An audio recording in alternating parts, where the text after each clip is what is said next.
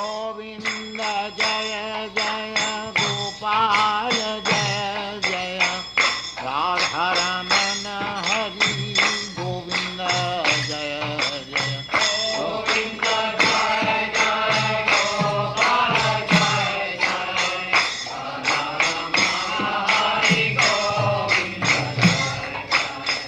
गोविंद जय जय गोपाल जय जय।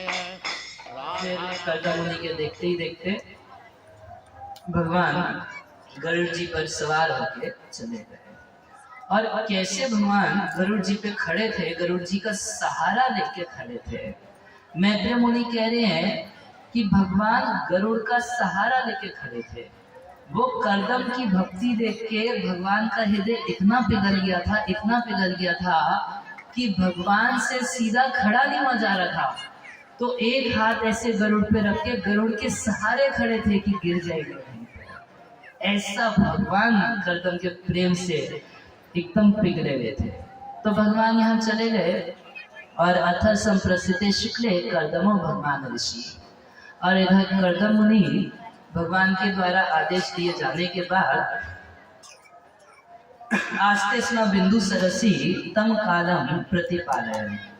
अब उस समय का इंतजार करने लगे जो भगवान बोले थे। क्या बोले थे कि परसों आएंगे मनु महाराज। मनु स्यंदनम आस्थाय शतकुंभ परिच्छदम।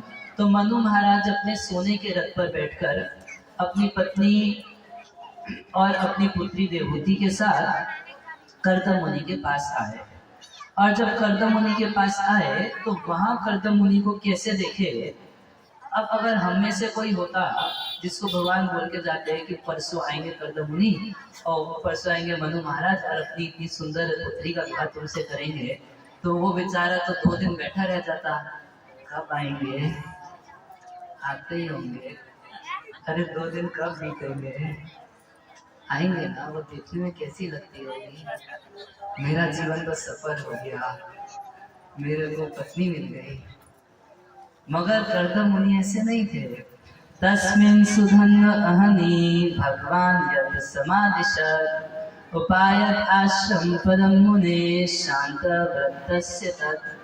कह रहे हैं कि वो मुनि कर्दम मुनि अपने आश्रम पर बैठे और पहले जैसे साधना में लग गए, क्योंकि उनकी साधना का मुख्य फल पत्नी नहीं थी। वो साधना करके भगवान को प्राप्त करना चाहते थे। तो भगवान कह के चले गए और फिर वो अपना साधना में लग गए। हरे कृष्ण कृष्ण कृष्ण हरे हरे, हरे राम राम राम हरे हरे। तो भाई आप पूछेंगे कि अच्छा मन में तो सोचते होंगे ना, सामने हरे कृष्णा कर रहे होंगे, मन में सोच रहे होंगे, आते ही होंगे, 2 दिन बीतते ही होंगे, वो आएगी, मेरा जीवन सफल हो जाएगा। तो कह रहे नहीं, शांत, चित्त एकदम शांत था, कोई भोग की कामना नहीं, कोई एक्साइटमेंट नहीं उनको। व्रतस्य तत्, और व्रत में एकदम स्थित थे। और भगवान का वर्णन मैत्रेय मुनि कथा कहते कहते थोड़ा सा पीछे फिर चले गए। जब बोले कि बिंदु सरोवर के तट पे बैठ के तपस्या कर रहे थे कर्दम मुनि, कह रहे जानते हैं कि वो बिंदु सरोवर कैसे बना था। जब भगवान कर्दम मुनि को दर्शन दे रहे थे तो उस समय भगवान इतना प्रेम विवल हो गए कि कर्दम मुनि की तपस्या को देख के भगवान की आंखों से आंसू की एक बूंद गिरी। और भगवान की आंखों का जो आंसू है वही आंसू सरोवर के रूप में हो गया, उसका नाम है बिंदु सरोवर। भगवान के आंसू से बना हुआ सरोवर है। जैसे ब्रज में एक प्रेम सरोवर है। एक बार की बात है, राधा रानी श्री कृष्ण के साथ थी, तो एक भंवरा उनके आसपास मंडरा रहा था। तो भगवान का एक सखा है मधुमंगल, तो बार बार भंवरा मंडरा रहा था और उधर में राधा रानी परेशान हो रही थी। तो कृष्ण मधुमंगल को इशारा किए कि इसको हटाओ, इस भंवरे को यहाँ से हटाओ। तो मधुमंगल जैसे तैसे उसको हटाए और हटा के आके बोलते हैं मधुसूदन चले गए। तो मधुसूदन भंवरे को बोलते हैं, जो मधु पीता है उसको बोलते हैं। और मधुसूदन कृष्ण का भी एक नाम है। अब राधा रानी एकदम कृष्ण के अंक में है और जैसे ही सुनी कि मधुसूदन चले गए तो सोची कि कृष्ण चले गए और रोने लगी। और राधा रानी जो अपने प्रेम के कारण प्रेम चित्र के कारण जो राधा रानी रोने लगी, तो उससे जो आंसू निकले उससे एक सरोवर तैयार हो गया, उसका नाम है प्रेम सरोवर। आप लोग कभी ब्रज जाएंगे, बरसाना जाएंगे तो वहाँ दर्शन कर सकते हैं उस प्रेम सरोवर का। वो राधा रानी के प्रेम के आंसुओं से सरोवर बना है। तो वैसे ही ये सरोवर भगवान का कर्दमुनि के प्रति जो प्रेम है, उस प्रेम के आंसू से बना सरोवर है। तो कैसा सरोवर है? कह रहे पुण्यम शिव अमृत जलम महर्षि गण सेवितम। वो जल पुण्य है, पवित्र करने वाला है, शिव यानी मंगल करने वाला है। अमृत जलम एकदम अमृत के समान मीठा है। हमारे आंसू कैसे होते हैं? नमकीन होते हैं। और भगवान का आंसू कैसा है? मीठा आंसू है, क्योंकि भगवान का सब कुछ मीठा है। अधरम मधुरम वदनम मधुरम चलितम मधुरम हसितम मधुरम भोगितम मधुरम। जो कुछ है भगवान का सब कुछ मधुर है। क्यों? मधुराधिपति अखिलम मधुरम। वो मधुरता के स्वामी, मधुरता के राजा भगवान का सब कुछ ही मधुर है। तो भगवान की आंखों का जो आंसू है वो भी मधुर है। महर्षि गण सेवितम, बड़े बड़े ऋषि मुनि उस जल का सेवन करते हैं, उसमें स्नान करके अपने आप को कृतार्थ मान लेते हैं। जब मनु महाराज कर्दम मुनि के पास पहुंचे तो देखे एकदम सुबह सुबह का समय था। भोर में अपना मंगला आरती करके बैठ के जप कर रहे थे। अपना भोर का कार्यक्रम करके स्नान आदि करके मंगल आरती आदि करके बैठ के जप कर रहे थे। और कर्दम मुनि बार बार भगवान की अमृतमयी वाणी का स्मरण कर रहे थे। कितना मीठा भगवान मुझसे बोले, कैसे बोल रहे थे कि तुम नहीं भी कहते तो भी मैं तुमको दूंगा, कि और कह रहे थे कि मैं तुम्हारा पुत्र बन के आऊंगा। जो जो कह रहे थे एक एक बात भगवान की एकदम उनको अमृत के समान लग रही थी। और उसका आस्वादन अपने मन में कर रहे थे और अपना हरि नाम का जप कर रहे थे। हरे कृष्णा कृष्णा कृष्णा हरे हरे, हरे राम राम राम। और एकदम प्रेम से भरे भरे उस समय जब उनके आश्रम पर मनु महाराज पहुंचे तो अतः उज्जम उपायान्तम नरदेव प्रणतम पुरः। मनु महाराज सबसे पहले कर्दम मुनि को प्रणाम किए। प्रणतः सबसे पहले प्रणाम किए। तो देखिए मनु उम्र में भी बड़े थे और अभी रिश्ता जोड़ने के बाद रिश्ते से भी बड़े हो जाएंगे। जब अपनी बेटी का विवाह कर्दम से करेंगे तो दामाद हो गया तो पुत्र के जैसा हो गया ना। भाई दक्ष प्रजापति को तो यही प्रॉब्लम हुआ था कि शिव जो है मेरा दामाद है, मैं अपनी पुत्री इसको दिया। ऐशा में शिष्यताम प्राप्त, बोल रहे भरी सभा में कि ऐशा में ये शिव, ऐसा उंगली करके, ऐशा में शिष्यताम प्राप्त, ये मेरी शिष्यता प्राप्त किया, मेरी पुत्री से विवाह किया तो मेरे पुत्र जैसा है। इसको खड़े होकर मेरा सम्मान करना चाहिए था। अगर खड़े होकर सम्मान नहीं किया तो कम से कम एक बार हरे कृष्णा ससुर जी तो बोल देता, इतना तो नहीं बोला। तो संबंध की दृष्टि से तो कर्दम मुनि छोटे हैं, मगर मनु महाराज की भावना थी कि मैं गृहस्थ हूँ, घर गृहस्थी में फंसा हुआ हूँ और ये एक सन्यासी है, विरक्त है, तो जाके सबसे पहले उनको प्रणाम किए। एक सदाचार का पालन हर परिस्थिति में करना चाहिए। वास्तव में यही एक परीक्षा होती है कि खराब परिस्थिति जब आती है तो हमसे शिष्टाचार नहीं निभाया जाता, मगर जो व्यक्ति खराब परिस्थिति में भी शिष्टाचार निभा जाए उसी को धीर कहते हैं। धैर्य की परीक्षा तो परीक्षा जैसी घटना, तो यहाँ तो कोई खराब परिस्थिति नहीं थी, सुख की परिस्थिति थी। अतः उज्जम उपायतम नरदेव जो है नरों के देव राजा प्रणतम पुरः, सबसे पहले जाके कर्दम मुनि को प्रणाम किए। सपर्या कर्दम मुनि भी उनका स्वागत किए, उनको आसन दिए बैठने के लिए। प्रतिनद्य अनुरूपया, उनके अनुरूप ही उनका स्वागत सत्कार किए कर्दम मुनि भी।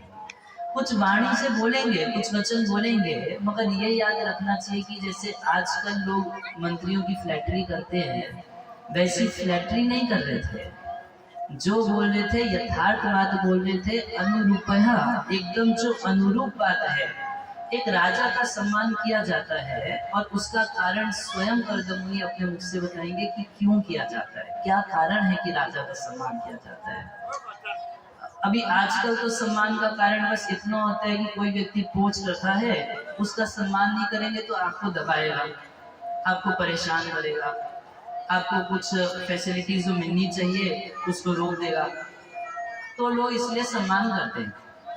मगर एक एक्चुअल सिद्धांत है कि क्यों सम्मान करना चाहिए। कह रहे गृहीत अर्णम आसीनम, आसन पर बैठने के बाद सम्यतम प्रियण मुनि, वो दोनों ही एक बार को चुप थे और इधर कर्दम मुनि जो थे स्मरण भगवता आदेशम, भगवान ने जो उनको आदेश दिया था उस आदेश का स्मरण किए और इति आहा श्लक्षणया गिरा, और बड़ी मधुर वाणी में, कोई कठोर वाणी में नहीं बोले।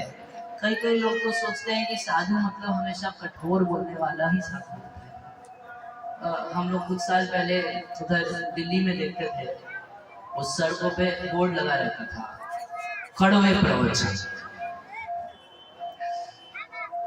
तो ये बात सत्य है कि साधु कोई चापलूस नहीं होता। प्रभुपाद जी कहते थे कि साधु मतलब वो नहीं जो हमेशा आपको कैंडी वर्ड सुनाएगा। कैंडी वर्ड मतलब लॉलीपॉप जैसे मीठे मीठे शब्द बोलेगा। साधु का कार्य क्या है कि वो ऐसी बात बोलेगा जिससे आपकी माया कटे। प्रभुपाद जी उदाहरण देते थे कि मान लीजिए आपके हाथ में फोड़ा फुंसी हो जाए, बहुत भारी फोड़ा हो जाए और जिसका ऑपरेशन करना जरूरी हो, तो आप डॉक्टर के पास जाएंगे और डॉक्टर कुछ नहीं बेटा ऐसा करेगा नहीं। जब ऑपरेशन की जरूरत है तो ऑपरेशन में कष्ट होगा मगर डॉक्टर उसको काटेगा। तो उसी प्रकार से साधु ऐसा नहीं कि अगर साधु ही चापलूस वाले शब्द बोलने लगेगा तो उससे बड़ा तो कोई शत्रु ही नहीं। तो साधु को बोलनी पड़ती है ऐसी बात जो माया को काटे, मगर इसका मतलब ये नहीं है कि हर वक्त वो कड़वे प्रवचन ही करेगा। कड़वे प्रवचन से तो केवल कड़वाहट ही आती है। आप ये श्रीमद् भागवतम देखिए, आप लोग सुन रहे हैं इसको, इतना मधुर ग्रंथ है और निश्चित रूप से कुछ बातें तो आप लोगों को कड़वी लग रही है क्योंकि माया भर जीव है, सबको कड़वी लगती है। अरे ऐसा कैसे, ये कैसे, वो कैसे, मगर उसके बावजूद भी ये कितना मधुर ग्रंथ है और इस मधुरता के साथ हमारी माया को काट देता है, हमारे अज्ञान को छेदन कर देता है, कर्म बंधन का छेदन कर देता है, पाप का नाश कर देता है। तो कर्दम मुनि श्लक्षणया वाचा, बड़ा सुंदर मधुर वाणी में मनु महाराज से बोले, बोले नूनम चंक्रमणम देव सताम संरक्षणायते। नूनम मतलब निश्चित रूप से, नूनम चंक्रमणम देव, हे देव आपका चंक्रमण मतलब आपका घूमना फिरना सताम संरक्षणायते, ये भक्तों के संतों की रक्षा के लिए होता है, अच्छे लोगों की रक्षा होती है राजा के घूमने से। एक राजा का, एक मंत्री का कर्तव्य है कि वो अपने क्षेत्र में चक्कर लगाता रहे। उसके चक्कर लगाने से बहुत काम बन जाते हैं। जैसे मान लीजिए आपका गांव है, आपके बिहार के जो चीफ मिनिस्टर होंगे, यदि गांव आने लगेंगे सारी सड़कें साफ हो जाएंगी, जहां कहीं टूटी फूटी सड़क होगी ठीक हो जाएगी। अच्छा, जिस किसी व्यक्ति का कुछ अधिकार पूरा कुछ देना रहता होगा, सरकारी होगा और कुछ ऑफिसर लोग बीच में उसको मार के बैठे होंगे, दे देंगे, भाई बड़े ऑफिसर को कंप्लेंट कर देगा सामने। तो जितना चोरी है, डकैती है, वो सब रुक जाती है राजा के घूमने से। एक साधारण राजा के रिप्रेजेंटेटिव के घूमने से रुकने लगती है चोरी डकैती, वो सब रुकने लगती है। अब राजा ही चोर हो तो मैं कुछ नहीं करता, मगर राजा यदि चोर नहीं है, खुद ही चोर है, तब तो चोर उसके आते ही सारे चोर एक साथ मिल जाएंगे कि हाँ। एक बार अलेक्जेंडर जो था वो एक चोर को पकड़ा तो बोला तुमने चोरी की है, तुम चोर हो। बोला मालिक चोर तो सभी हैं, मैं छोटा चोर हूँ, आप बड़े चोर हैं। चोर तो सभी है। वह एक अच्छा राजा है यदि, तो उसके भ्रमण करने से बहुत सारी चीजें अपने आप ठीक हो जाती हैं। उसके डर के मारे तो संतों के संरक्षण के लिए राजा का घूमना बहुत जरूरी है। और बधाई चा असताम, और वध हो जाता है असताम, जो असत पुरुष हैं, दुष्ट हैं, लोगों को दुख देने वाले हैं, कुछ क्राइम करने वाले हैं, तो स्वाभाविक है कि क्रिमिनल्स छुपने लगते हैं या क्राइम कुछ दिन बंद कर देते हैं। इतना तो होता है। तो नूनम चंक्रमण देवः सताम संरक्षणाय हते, बधाय च सताम यस्त्वं हरे शक्ति है पालिनी। क्योंकि भगवान की पालिनी शक्ति जो है वो राजा धारण करता है। भाई सृष्टि करना एक काम, उसका पालन करना दूसरा काम, और उसका संहार करना तीसरा काम। तो सृष्टि करने की जिम्मेदारी भगवान ने ब्रह्मा जी को दे दी, आप करिए। संहार करने की जिम्मेदारी भगवान शिव को दे दी कि आप कीजिए। मगर पालन करने के लिए किसी दूसरे पे विश्वास नहीं करते, बोलते मेरा जीव है मैं खुद पालन करूंगा, वो अपने पास रखा भगवान विष्णु ने। मगर वो पालन पोषण वो कई लोगों के माध्यम से करते हैं, खुद भी करते हैं और कई लोगों के माध्यम से भी करते हैं। जैसे कि सूर्य के माध्यम से हमको प्रकाश आदि प्रदान करते हैं, माता पिता के माध्यम से एक बच्चे का टेक केयर करते हैं, राजा के माध्यम से एक समाज का टेक केयर करते हैं। तो ये कुछ भगवान के रिप्रेजेंटेटिव हैं, भगवान के प्रतिनिधि हैं। तो क्योंकि एक राजा भगवान का प्रतिनिधि होता है, इस नाते उसका सम्मान किया जाता है। शास्त्रों में कहा गया है कि एक राजा को साधारण जनता से 36 गुना बुद्धि होती है। आप जितना सोच सकते हैं, मैं जितना सोच सकता हूँ, और मोदी जी जितना सोच सकते हैं, वो हम लोगों से 36 गुना ज्यादा सोच सकते हैं। आप सोचोगे अपने गांव के बारे में सोच लोगे, अपने परिवार के बारे में सोच लोगे, वो पूरे देश के बारे में एक बार में सोच लेगी। तो भगवान राजा की गद्दी पे जो बैठते हैं, भगवान उसके ऊपर कृपा करते हैं। वो अगर वो सताम है, अगर वो खुद भगवान के प्रति लॉयल है, संत आचरण वाला है, तो भगवान उसको अपनी पालिनी शक्ति प्रदान करते हैं। और उस पालिनी शक्ति से वो अपने देश का पालन पोषण करता है, अपने राज्य का पालन पोषण करता है। और उस पालिनी शक्ति को धारण करने की वजह से उस राजा का सम्मान किया जाता है। उसी नाते कर्दममुनि मनु महाराज का सम्मान कर रहे हैं। अरे हरे शक्ति है पालिनी, आप भगवान की पालिनी शक्ति धारण किए हैं, इसलिए आपका सम्मान कर रहे हैं, बनता ही आपका सम्मान। और इस तरीके से अनेक बातें बोले। कह रहे तदा एव सेतवा सर्वे वर्ण आश्रम निबंधना भगवत रचिता राजन वेदहरण बतदस्युति। कह रहे हैं कि एक राजा का कर्तव्य है कि वो घूम घूम के ये चेक करे कि लोग तदा एव सेतवा सर्वे, सेतु बोलते हैं वेदों को, क्योंकि वेद जो है ये एक सेतु है। जैसे एक ब्रिज होता है नदी पार करने के लिए, ऐसे वेद जो है, शास्त्र जो है, ये एक ब्रिज है जिससे हम संसार सागर को पार करते हैं। तो इन सेतु को, इस सेतु की रक्षा करता है राजा। कैसे? घूम घूम के चेक करता है कि लोग अपने वर्ण के अनुसार कार्य में लगे हैं या नहीं लगे हैं। ये राजा का सबसे बड़ा जिम्मेदारी है कि कहीं उसके देश में खाली लोग तो नहीं है, ऐसे लोग तो नहीं है जिनके पास कोई काम धंधा नहीं है। क्योंकि अगर ऐसे लोग होंगे समाज में जिन पे कोई काम धंधा नहीं है, तो चोरी डकैती बढ़ेगी, तो पाप कर्म बढ़ेगा, शराबी बढ़ेंगे। रात रात को लड़के बैठे रहते हैं बाइक पे, उनके पास कोई काम नहीं है, इसलिए बैठे हैं। सोचते हैं कि रोड पे से कोई जा रहा है तो उसको चक्कू दिखा के उसका फोन ले लेंगे। क्यों सोचते हैं ऐसा? क्योंकि उनके पास एम्प्लॉयमेंट नहीं है प्रॉपर। और हर व्यक्ति का एक स्वभाव होता है, एक गुण के अनुसार, उस स्वभाव के अनुसार अगर वो काम में लगा होता है, उसका मन लग जाता है, तो पापाचार में नहीं लगता। मगर जब व्यक्ति अपने मन से विरोध किसी काम में लगता है, तो फिर वो उसका मन पाप की ओर दौड़ने लगता है। और यही कारण है आज सोसाइटी में जो लोग इतना डिससेटिस्फाइड हैं, असंतुष्ट हैं, उसका सबसे बड़ा कारण यही है। और आप देखेंगे कि ज्यादातर शहरों में, हर स्कूल में, हर विद्यालय में एक मनोवैज्ञानिक कंपल्सरी कर दिया गया, एक साइकोलॉजिस्ट कंपल्सरी है। क्योंकि बच्चों में भी ये प्रॉब्लम देखी जा रही है, परेशान है, छोटे छोटे बच्चे फ्रस्ट्रेटेड है। 10वीं 12वीं के बच्चे सुसाइड कर रहे हैं, उनको समझ में नहीं आ रहा जीवन में करना क्या है, किस दिशा में जाना है। वो खुद का स्वभाव तो समझ सकते नहीं और उनका स्वभाव समझने वाले ना माता पिता है, ना टीचर है, ना कोई है।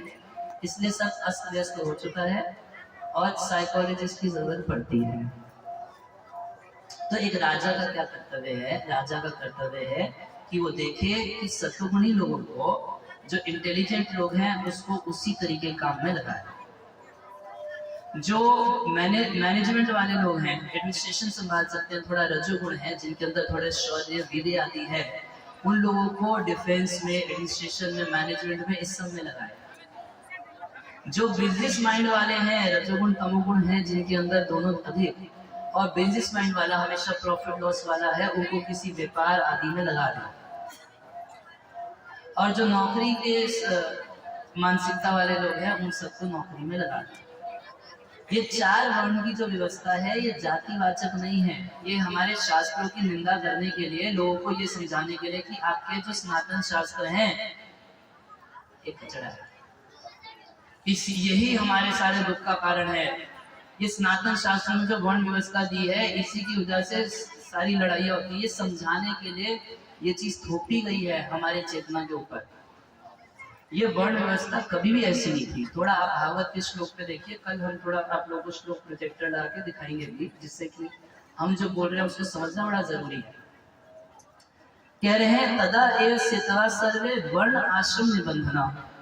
वर्ण आश्रम में कुछ निबंधन, कुछ कर्तव्य बताए गए, और ये जातिवाचक नहीं है। डॉक्टर का बेटा डॉक्टर, वकील का बेटा वकील। भगवान भगवत गीता में बोले गुण कर्म विभागश, गुणों के अनुसार, कर्मों के अनुसार मैंने चतुर्वर्णीय मया शिष्टम, 4 वर्णों की सृष्टि की है। ये है हमारी सनातन संस्कृति। अब इसको बदनाम करने के लिए कि किसी तरीके से हम लोग के मन में सनातन के प्रति घृणा उत्पन्न हो जाए और हम लोग अपनी संस्कृति का त्याग कर दें, क्योंकि जब तक हम अपनी संस्कृति का त्याग नहीं करते तब तक भारत पे कोई विजय प्राप्त नहीं कर सकता। तो भारत पर विजय प्राप्त करने के लिए, शासन करने के लिए जबरदस्ती ऐसी भावनाएं लोगों के मन में भरी गई है कि वर्ण व्यवस्था दुख का कारण है। प्रभुपाद जी कहते थे वर्ण व्यवस्था तो आप कभी खत्म कर ही नहीं सकते, क्योंकि सनातन है। आप अगर अमेरिका में भी चले जाएंगे, वहां भी आपको 4 प्रकार के लोग मिल जाएंगे। एक इंटेलिजेंट क्लास मिल जाएगा, एक एडमिनिस्ट्रेटिव क्लास मिल जाएगा, एक बिजनेस क्लास मिल जाएगा, और एक सर्वेंट क्लास मिल जाएगा। आपने नाम नहीं दिया ब्राह्मण, क्षत्रिय, वैश्य और शूद्र, काम तो वही हुआ। 4 क्लास आपको सब जगह मिल जाएगी, आप खत्म कर ही नहीं सकते। कुछ बुद्धिमान लोग होंगे, कुछ क्षत्रिय स्वभाव के एडमिनिस्ट्रेशन टाइप के लोग होंगे, कुछ व्यापारी जैसे लोग होंगे, और कुछ काम करने वाले होंगे। ये सब जगह है या नहीं? आप अमेरिका चले जाइए, वहां भी 4 प्रकार के लोग हैं, यूरोप में भी 4 प्रकार के लोग हैं, अफ्रीका में भी 4 प्रकार के लोग हैं, इस्लामिक देशों में भी 4 प्रकार के लोग हैं, पाकिस्तान में भी है, भारत में भी है। सनातन का मतलब है जो हमेशा से था, हमेशा है, कोई इसको कभी खत्म नहीं कर सकता। आप नाम बदल सकते हो। एक राजा का कर्तव्य है कि जिसका जैसा स्वभाव है, देखे कि हमारी प्रजा अपने स्वभाव के अनुसार अपने कर्तव्यों में लगी है। अगर अपने कर्तव्य में लगी रहेगी तो उनका मन पाप में नहीं जाता। इतनी सुंदर संस्कृति अपनी। सुबह शाम हरि भजन करो और दिन भर अपने स्वभाव के अनुसार काम करो, कोई चीज मना नहीं है, करिए ना। तो कह रहे हैं तदा एव स्थित्वा सर्वे वर्ण आश्रम निबंधना भगवत रचिता राजन। इसको भगवान ने रचना की है, वर्ण व्यवस्था। भेदरण भक्त तस्वी, यदि ये वर्ण व्यवस्था हटा दी जाए तो सब चोर चक्के बन जाएंगे। और ये देखने को मिल रहा है क्या होता है, सुनिए। अधर्म च समधित लोलुपः विनुक्ष। कह रहे हैं कि अधर्म बढ़ जाता है कैसे? जब व्यक्ति ये 4 वर्ण की व्यवस्था पे नहीं पालन करता तो उसकी कर्तव्य बुद्धि तो नष्ट हो जाती है। जब कर्तव्य बुद्धि नष्ट हो जाती है तो लालच बुद्धि उत्पन्न होती है। लोलुपः, तब लालच से हर काम करता है। तब क्या होगा? चोरी और डकैती बढ़ेगी। तो अब क्या है कि कोई व्यक्ति अपने काम में मन में संतुष्ट नहीं है, मन नहीं लगा, काम कर रहे हैं। क्यों काम करते हैं लोग? अपना कैरियर चूज करते हैं कि उस कैरियर में ज्यादा हमको अपॉर्चुनिटी मिलेगी, ज्यादा कमाने को मिलेगा। हर दूसरा आदमी फिल्म स्टार बनना चाहता है, बोलता है हम हीरो बन जाएंगे। कारण क्या है? वो देख रहे हैं कि वो कितना बढ़िया सुख से रह रहा है। मगर अपना स्वभाव देख के अगर व्यक्ति काम धंधे में लगेगा तो फिर वो जीवन में कभी दुखी नहीं होगा। ये सुंदर व्यवस्था है,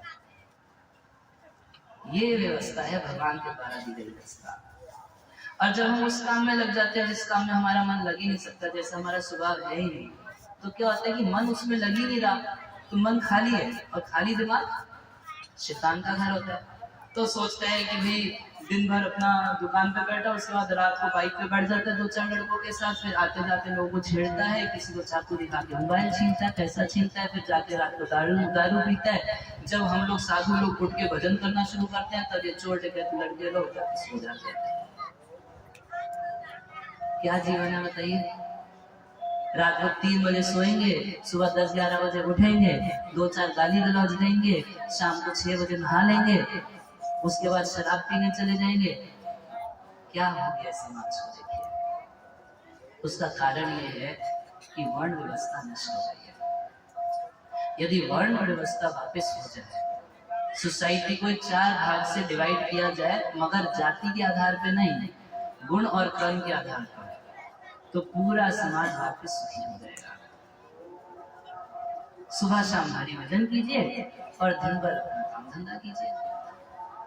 तो बोले कि राजा के घूमने से फायदा होता है कि वो ये सारी व्यवस्था को चेक करता है। ये है एक्चुअल में एक मंत्री का काम। अथापि पृच्छेतामीरः यद अर्थम तुम इहा गतः। और इसके ऊपर अब मैं इस सब के बाद भी मैं आपसे पूछता हूँ, मैं आपकी प्रजा हूँ, आप यहाँ कैसे आना हुआ? मैं आपके लिए क्या कर सकता हूँ? हमको आदेश दीजिए, जो आप बोलेंगे पूरे हृदय से हम